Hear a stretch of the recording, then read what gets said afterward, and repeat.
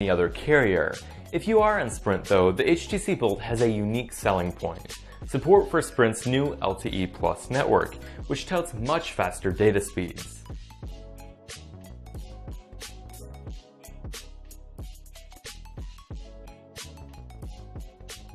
Unfortunately, LTE Plus just isn't that accessible at the moment.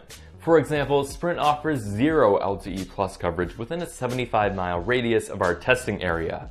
What's worse is that even in a small but considerable city of 15,000 people, normal LTE is spotty, and where it does work, it's limited to around 2 to 3 megabits per second. This is comically bad compared to the speeds of above 100 megabits per second we've seen from Verizon's LTE Advanced network, which is widely available in the same city.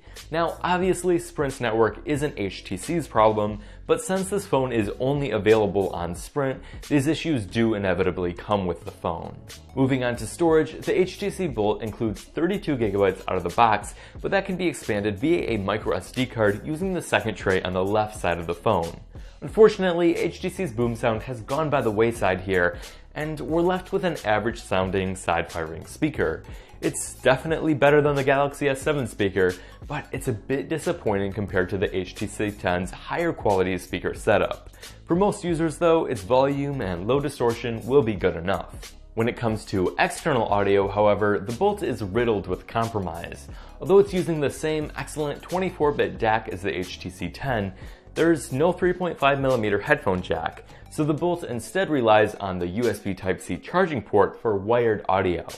To clarify, this in particular isn't inherently bad, given that it's the way of the future. The problems begin with how HTC has set this up for people who are still making the transition to USB Type-C audio, which is virtually everyone. Check out our written review linked below for the full details, but the main points are that there isn't an adapter in the box, third-party adapters won't work, HTC is only offering a free adapter for those who purchased the phone before January 31st, and HTC isn't selling adapters. Now, to be fair, the Bolt does come with some pretty nice earbuds in the box. They even work with the phone's software Boom Sound Adaptive Audio, which is used to adjust audio levels based on scans of your ears and the surrounding environment.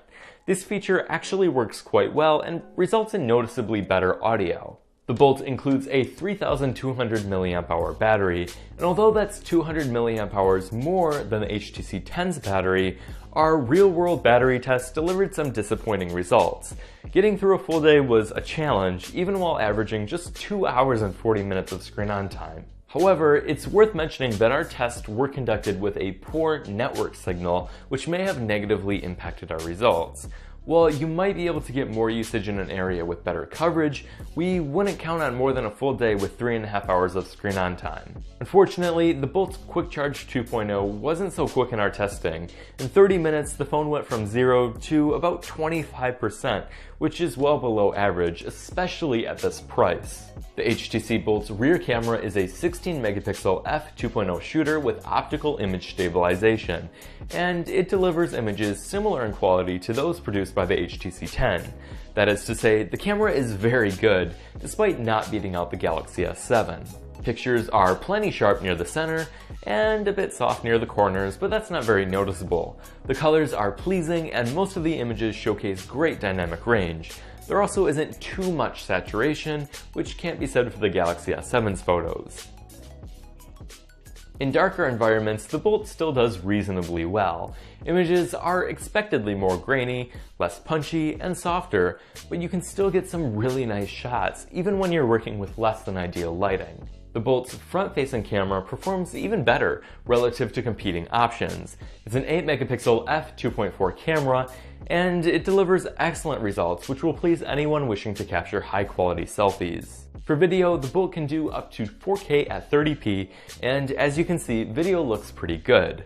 And that's the case for software too, at least for HTC's contributions. We're looking at HTC's familiar Sense UI with great features like blink feed and themes, as well as a number of tasteful tweaks.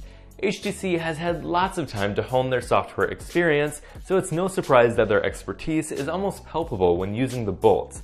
Although some will still cry for stock Android, this is certainly one of the lighter and more polished Android skins that we've had the pleasure of using. Oh, and it's running Android 7.0 Nougat out of the box, which is the latest version of Android from Google. We expect that HTC will continue to deliver OS and security updates to this phone for the foreseeable future. Once again, however, HTC's efforts are brought down heavily by Sprint. Our review unit arrived with more than 30 individual bloatware apps, which required 2 separate folders to showcase. More than half of these apps cannot be uninstalled, which can be very frustrating to the end user. Add on random and intrusive Sprint pop-ups trying to upsell unnecessary services like VPN, and you have an experience yet again compromised by Sprint.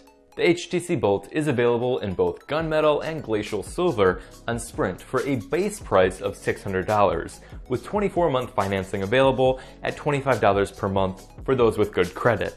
We do expect that this phone will go on sale frequently though, so if you're interested in purchasing one, you'll want to keep an